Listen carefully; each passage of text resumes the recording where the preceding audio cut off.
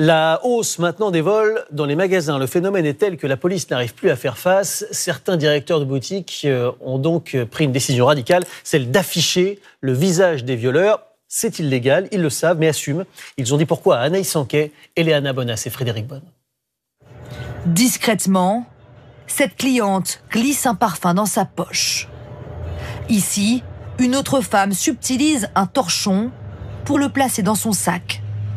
Les vols ne durent que quelques secondes, mais ils ont tous été filmés par les caméras de surveillance de ce magasin situé en Seine-et-Marne. Des vols à l'étalage de plus en plus nombreux, selon cette vendeuse.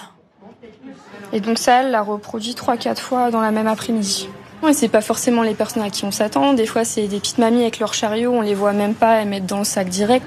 Au total, l'an dernier, 8 000 € de marchandises ont été dérobées dans cette boutique. Le gérant a donc fait un choix radical. Depuis quelques mois, il publie les photos des voleurs sur les réseaux sociaux.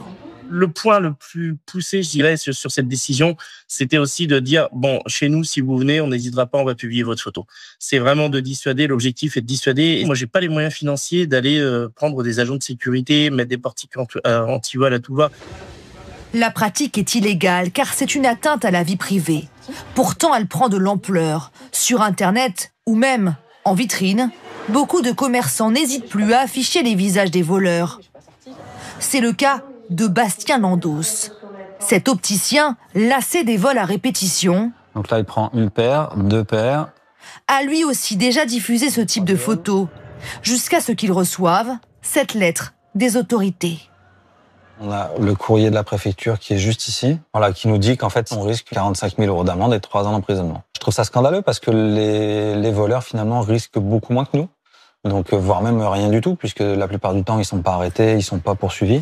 Avec d'autres commerçants, ils ont monté un collectif et réclament une loi pour rendre la diffusion des photos de voleurs légale.